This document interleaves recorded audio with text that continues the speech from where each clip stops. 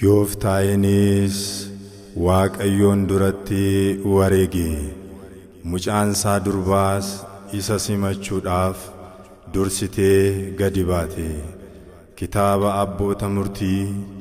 boqonnaa 11 lakkoofsa 34.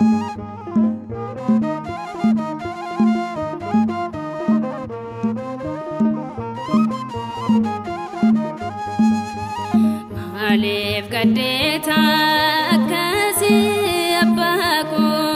singamachisne osimanan ko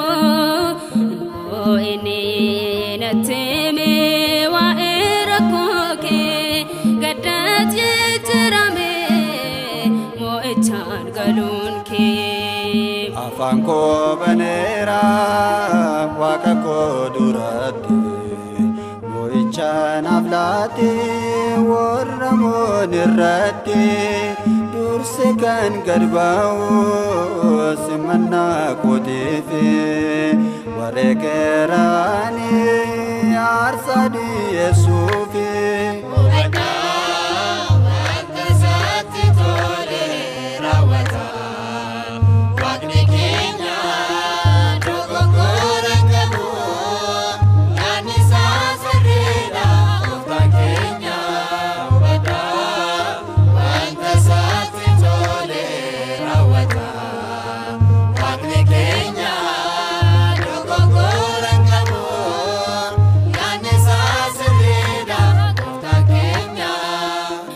Afaan argite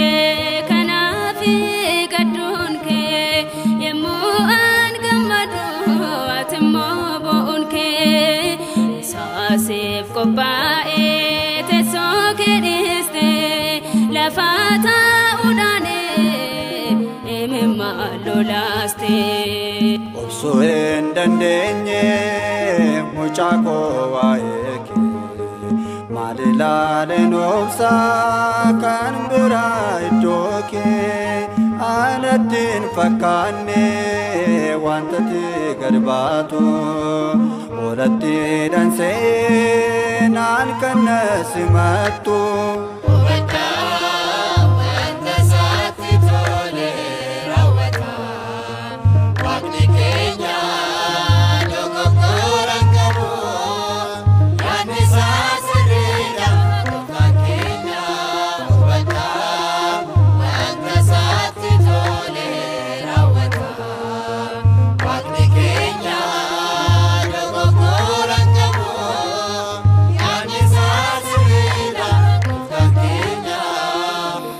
Gana feyame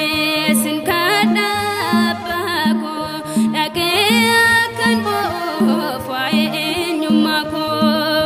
riotan ko wajene demen tabada batila makofaf na feyame sinkada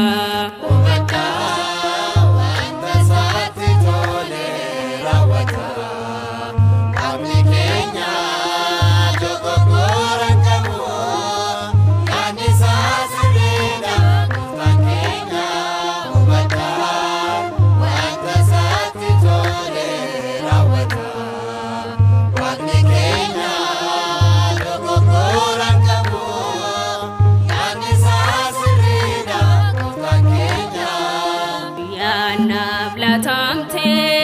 kunora watete sodaten debisen arkake narate kon wakakete